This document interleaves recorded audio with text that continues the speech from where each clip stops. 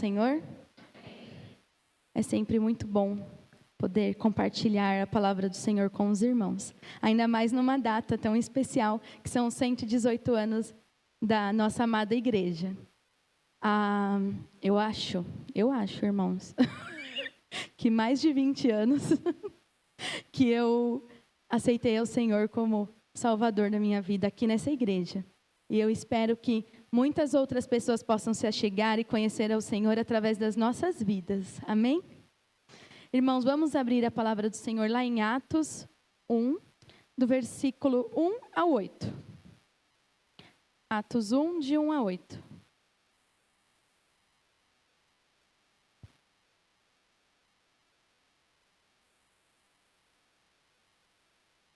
Diz assim: em meu livro anterior, Teófilo, escrevi a respeito de tudo o que Jesus começou a fazer e a ensinar, até o dia em que foi elevado aos céus, depois de ter dado instruções por meio do Espírito Santo aos apóstolos que havia escolhido.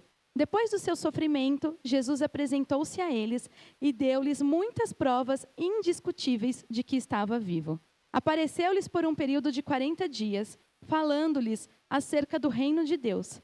Certa ocasião, enquanto comia com eles, deu-lhes esta ordem: não saiam de Jerusalém, mas esperem pela promessa de meu Pai, do qual falei a vocês. Pois João batizou com água, mas dentro de poucos dias vocês serão batizados com o Espírito Santo. Então, os que estavam reunidos lhes perguntaram: Senhor, é neste tempo que vai restaurar o reino de Israel? Ele lhes respondeu: não compete a vocês saber os tempos ou as datas que o Pai estabeleceu pela sua própria autoridade, mas receberão poder quando o Espírito Santo descer sobre vocês, e serão minhas testemunhas em Jerusalém, em toda a Judeia e Samaria e até os confins da terra. Amém? Bom, esse texto, fala... É um texto que acontece após a ressurreição de Jesus, quando ele estava ministrando aos seus apóstolos, e ele estava preparando os seus apóstolos para seguirem, sem ele estar aqui, de forma terrena. Então, o livro de Atos mostra como o Espírito Santo age na igreja. Ele é o primeiro a relatar como funciona a igreja e o reino de Deus na terra, sem a presença física de Jesus. O livro relata como os dons espirituais se multiplicaram até que fossem desfrutados pelos apóstolos e faz um registro realista de como o Espírito Santo age na igreja. É, na verdade, o livro que relata como Deus dirige o seu reino na terra. E marca uma transição muito importante o livro de Atos. Porque no Novo Testamento, os livros de Mateus, Marcos, Lucas e João relatam o ministério de Jesus, incluindo a sua expiação e ressurreição. E o livro de Atos revela o ministério dos apóstolos após a ascensão do Senhor ao céu. E mais do que isso, revela quem dirige a igreja terrena. E quem dirige a nossa igreja é o Senhor Jesus, revelando sua vontade a seus apóstolos por meio do Espírito Santo. Jesus prometeu enviar o Espírito Santo ao subir aos céus a seus discípulos e deu uma ordem: permanecei na cidade até que do alto sejais revestidos de poder. Lá em Lucas 24:49 diz isso. Ao ser perguntado sobre o batismo com o Espírito Santo e o tempo do fim, Jesus afirmou: mas recebereis poder ao descer sobre vós o Espírito Santo, e sereis minhas testemunhas, tanto em Jerusalém, como em toda a Judeia e Samaria, e até os confins da terra. E é nesse versículo que eu queria estar estudando, destrinchando esse versículo com os irmãos. Qual que é a primeira parte que falei no versículo? A palavra mas. Os discípulos tinham, acredito que, muitas dúvidas, E agora, Como que nós vamos ficar? E começa com a palavra mas. Isso vem logo após Jesus dizer aos seus discípulos que eles não saberiam quando chegaria o fim, O fim do mundo chegaria. Hoje, nós temos visto nos noticiários algo muito triste que tem acontecido lá em Israel. E nós também vemos muitas pessoas falando que a volta do Senhor está próxima por conta desses conflitos. Mas o que diz aqui nesse texto? Que nós não sabemos. Mas nós temos que estar preparados. E que nós possamos, né, não é esse o tema da pregação, mas que nós possamos ter o coração voltado para esse povo, orando por eles, né, e pedindo a misericórdia do Senhor sobre a vida deles. Mas nós não sabemos se realmente a volta de Jesus vai acontecer hoje, amanhã, né, ou quando vai acontecer. Mas nós sabemos que o Espírito Santo do Senhor está presente nas nossas vidas hoje. Então, logo após, né, dizer aos seus discípulos que não saberiam quando o fim do mundo, né, as pessoas falam fim do mundo, né, mas não é o fim do mundo, quando aconteceria, né, a volta de Jesus, ele disse que dependia de seu Pai. Jesus disse isso a eles para consolá-los, que eles deveriam receber o prometido guia e consolador. Depois falam assim: receberão poder quando o Espírito Santo descer sobre vocês. Essa palavra poder, quando a gente pensa em poder, a gente pensa em algo sobrenatural sempre, né? E quando é algo de Deus, é algo sobrenatural. Mas se refere também à ajuda, auxílio que o Espírito Santo concederia. O poder de falar em novas línguas, o poder de pregar o evangelho com efeito, de suportar grandes provações e muitas outras ajudas e auxílios do Espírito Santo. Jesus lhes disse que eles precisavam esperar até que ele enviasse o seu Espírito Santo. E era importante entender que Jesus não estava enviando eles sozinhos ou por conta própria para pregar, mas ele ainda estaria presente no ministério através do Espírito Santo. Por isso eles teriam autoridade para fazer o que ele fez e dizer aquilo que ele disse. O Espírito Santo realmente veio no dia de Pentecostes e depois disso, nenhum deles jamais foi o mesmo, tendo sido capacitado para a vida e o ministério. Depois, no versículo 8, diz assim: e serão minhas testemunhas. Os discípulos foram enviados para contar o que tinha visto e ouvido, porque parte da missão era ensiná-los a obedecer a tudo que eu lhes ordenei. Fala lá em Mateus 28, 20. Então, todos os cristãos devem considerar-se enviados para testemunhar a tudo aquilo que nós ouvimos e a tudo aquilo que nós sabemos a respeito de Jesus Cristo. Sereis minhas testemunhas. Nós fomos chamados com este propósito. Nós somos preparados para isso. Os discípulos caminharam com Jesus e viram, ouviram, conversaram com Jesus. E hoje nós temos as Escrituras que revelam para nós a respeito da vida de Cristo. O Espírito Santo do Senhor que habita dentro de nós nos ajuda e nos dá autoridade para pregarmos, para falarmos a respeito de tudo que o Senhor fez e continua fazendo nas nossas vidas. Nós temos comunhão com o Senhor. Nós caminhamos lado a lado com o Senhor. E por isso nós podemos testemunhar aquilo que o Senhor faz nas nossas vidas. E depois fala em Jerusalém e toda a Judeia e Samaria e até os confins da terra. Em Jerusalém, né, na capital da nação, em Atos 2, fala a respeito da grande obra do Espírito Santo no dia de Pentecostes que ocorreu lá. Fala em toda a Judeia. A Judeia era parte do sul da Terra Santa, incluía Jerusalém como capital. E Samaria era a parte do meio da Terra Santa. E isso foi cumprido pelos discípulos. Lá em Atos 8:1 fala: e todos se espalharam pelas regiões da Judeia e Samaria. Em Atos 1, 4 e 5 fala: os que estavam espalhados iam por toda a parte pregando a palavra. Então Filipe desceu à cidade de Samaria e pregou Cristo a eles. Mas o texto não para por aí. Ele fala: até o último lugar da terra. Os confins da terra foram dados ao Salvador. E a igreja não deve descansar até que aquele, né, a quem ele pertence venha e reine. E a partir disso, nós entendemos que somos chamados a testemunhar o Evangelho em nosso entorno, né, aqui próximo. Devemos também buscar formas de participar da missão de levar o Evangelho de Jesus até os confins da terra.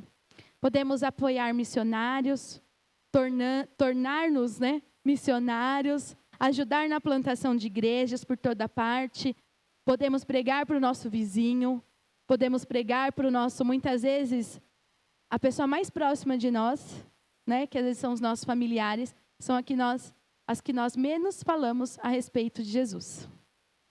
É muito mais fácil, às vezes, a gente falar para alguém desconhecido do que os próximos. Mas aqui nesse texto nós vemos que a vontade de Deus é que todos sejam alcançados através da sua palavra. Então, nós temos que ir e fazer discípulos de todas as nações. Eu queria falar a respeito da necessidade da igreja do poder do Espírito Santo. E quando eu falo poder, eu estou falando a respeito de ajuda e auxílio do Espírito Santo, para que nós possamos cumprir o chamado como igreja do Senhor. A igreja precisa do Espírito Santo. Por que a igreja precisa desse poder? Por que a igreja precisa do poder do Espírito Santo? A igreja precisa do poder do Espírito Santo para alcançar o mundo. A igreja tem uma missão intransferível. É uma missão somente da igreja. Quando eu falo igreja, eu falo nós como membros, como corpo de Cristo. É um chamado urgente, é algo universal, é algo dado por Cristo, que é de serem suas testemunhas na terra. E a igreja precisa do poder do Espírito Santo para conseguir enxergar isso. Para que os apóstolos possam encarregar-se dessa tarefa e também para esse ministério se propagar durante toda a história da humanidade. A igreja precisa do poder do alto, para não ficar trancada, né, dentro apenas das quatro paredes. Muitas vezes a gente vem na igreja e se alimenta, mas nós não transferimos, né, isso para outras pessoas de fora. Nós temos uma agenda muitas vezes cheia, mas não cuidamos do que realmente importa e para que realmente nós fomos chamados. Nós temos que testemunhar o Senhor. Então a igreja precisa do poder do Espírito Santo para alcançar o mundo. A igreja precisa do poder do Espírito Santo também para perdoar. Nós sabemos que os judeus e os samaritanos não se davam. Eles se consideravam inimigos. E o que diz no versículo 8? Recebereis poder ao descer sobre vós o Espírito Santo. Quando a igreja recebe o poder do Espírito Santo, as mágoas são curadas, o perdão é oferecido e o que triunfa é o Evangelho. Então nós precisamos também do poder do Espírito Santo para perdoar, para ser uma igreja sem mágoas, onde o Espírito Santo de Deus está governando. Aí prevalece o amor e o poder do Senhor. A igreja precisa do Espírito Santo para morrer para nós mesmos. A palavra testemunha vem de uma palavra grega que significa mártir. Somos chamados a viver e morrer por Cristo. E somente aqueles que estão dispostos a renunciar a si mesmo e tomar a sua cruz pode ser verdadeiramente discípulo de Cristo. Nós estaremos prontos a viver para Cristo se nós estivermos dispostos a morrer por Cristo. A igreja precisa também do poder do Espírito Santo para testemunhar, tanto aqui como além das fronteiras. É um grande engano pensar que missões, é obra a ser feita apenas depois de alcançarmos a nossa terra. Jesus não disse que os discípulos deveriam testemunhar. Olha, primeiro vocês vão testemunhar em Jerusalém. Depois que vocês testemunharam lá, vocês vão para Samaria. E só então vocês vão para os confins da terra. É isso que fala no texto? Não é. Então esse trabalho é feito simultaneamente. Temos que testemunhar em nossa Jerusalém e ao mesmo tempo ir aos confins da terra. A igreja deve ser luz para as nações. E o campo da igreja é o mundo inteiro. Nós temos que testemunhar as obras, os ensinamentos e a ressurreição de Jesus. A igreja precisa do poder do Espírito Santo para viver em santidade. A vida da igreja, dos membros da igreja, deve ser controlada pelo Espírito Santo de Deus. Uma pessoa cheia do Espírito Santo produz impacto na vida de outras pessoas. Não pelos dons, mas pelo fruto do Espírito. A igreja impactou o mundo, porque pregou o Evangelho com vida santa. Seus membros falavam e viviam a palavra do Senhor. Eles permaneciam na doutrina dos apóstolos, nas orações e no partir do pão. Ser testemunhas vivas de Cristo tem que ser o nosso ideal. Os irmãos creem que ainda hoje é possível enviar à sua igreja um derramamento do Espírito? Ou aconteceu só lá, em Atos? Quantas vezes vemos Deus agindo no nosso meio? O Espírito Santo do Senhor soprando no meio do seu povo. Em Isaías 44, 3-5 diz: porque derramarei água sobre os sedentos e torrentes, sobre a terra seca. Derramarei o meu Espírito sobre a tua posteridade e a minha bênção sobre os teus descendentes. Brotarão como a erva, como salgueiros junto às correntes das águas. Um dirá, eu sou do Senhor. Outro se chamará do nome de Jacó. O outro ainda escreverá na sua própria mão, eu sou do Senhor. E por sobrenome tomará o nome de Israel. O derramamento do Espírito é uma promessa de Deus. E quando Deus promete, Ele cumpre. O derramamento do Espírito é uma necessidade da igreja. Não existe vida espiritual sem a ação do Espírito Santo. Não existe conversão sem a ação do Espírito Santo. A igreja é totalmente dependente da ação do Espírito Santo. Eu não sei se eu vou falar certo o nome do autor, mas Charles Spurgeon diz: é mais fácil ensinar um leão a ser vegetariano do que converter uma alma sem o poder do Espírito Santo. Ou seja, é impossível. Nós levamos a palavra do Senhor, mas quem traz a conversão é o Espírito Santo. O derramamento deve ser desejado ardentemente pela igreja. Quando a igreja tiver sede de Deus, então ela experimentará o derramamento do Espírito Santo. Não há chuva abundante do céu sem a oração da igreja. Temos que buscar mais a Deus. Temos que buscar mais esse poder, esse auxílio, essa ajuda do Espírito Santo de Deus. O derramamento do Espírito produz resultados extraordinários, como o crescimento numérico da igreja. Fala no texto, que os salvos brotarão como salgueiros junto às correntes das águas e o testemunho dos salvos. Uma igreja cheia do Espírito é uma igreja evangelizadora. E nós temos que viver, pregar e demonstrar. A igreja precisa do Espírito Santo. Como eu disse, não existe igreja sem o Espírito Santo. Não há convertido sem transformação operada pelo Espírito Santo. Então nós precisamos buscar o Espírito Santo, o derramamento do Espírito Santo nas nossas vidas. Quando eu falo igreja, eu falo das nossas vidas. Nós temos que buscar isso no Senhor.